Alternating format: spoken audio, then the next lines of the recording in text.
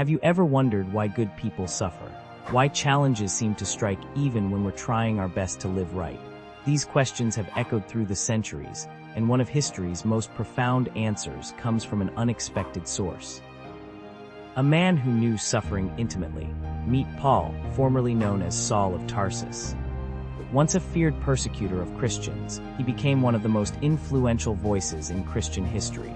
But his journey wasn't an easy one. After his dramatic conversion on the Damascus Road, Paul faced beatings, imprisonment, shipwrecks, and constant danger. Yet he discovered something remarkable. His hardships served a greater purpose. In his letter to the Corinthians, Paul reveals a powerful truth. Blessed be the God of all comfort, who comforts us in all our affliction, so that we may be able to comfort those who are in any affliction. He understood that his trials weren't meaningless. Each challenge he faced equipped him to help others facing similar struggles. Consider his time in a Roman prison. Instead of viewing it as a setback, Paul used his imprisonment to write letters that would encourage believers for generations to come.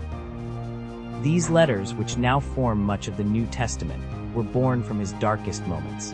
His suffering became a source of hope for millions.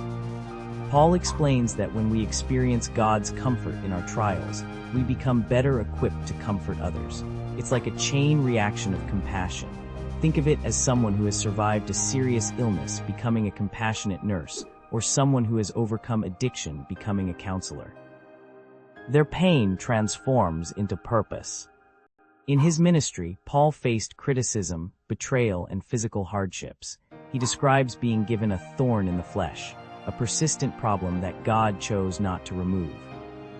Instead of becoming bitter, Paul learned that God's grace was sufficient, and his power was made perfect in weakness. This revelation changed how he viewed suffering, not as punishment, but as an opportunity for God's strength to shine through human frailty. Paul's perspective challenges our natural response to suffering. Rather than asking, "Why me?" he encourages us to ask, "Who can I help because of this?" He saw his trials as preparation for ministry, not obstacles to it. When he was shipwrecked, he learned about God's faithfulness. When he was imprisoned, he learned about freedom in Christ.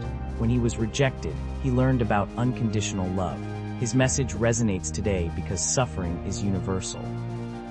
Whether it's health challenges, relationship struggles, or professional setbacks, we all face trials. Paul's wisdom shows us that these difficulties can become bridges of understanding to others in pain. Our struggles can develop empathy, resilience, and a deeper faith that benefits not just ourselves, but our entire community. The comfort we receive in affliction isn't meant to end with us, it's meant to flow through us to others. Paul demonstrated this through his life and letters. He turned prison cells into pulpits, persecution into testimony, and personal pain into universal hope.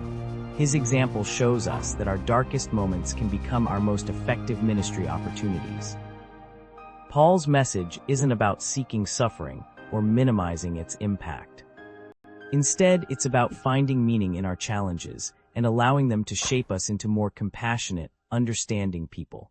When we embrace this perspective, we discover that our trials can become treasures, our pain can become purpose, and our comfort can become a calling to help others along their journey. Like and share to encourage others. And subscribe for weekly videos, thoughtful reflections, and stories that stir the soul.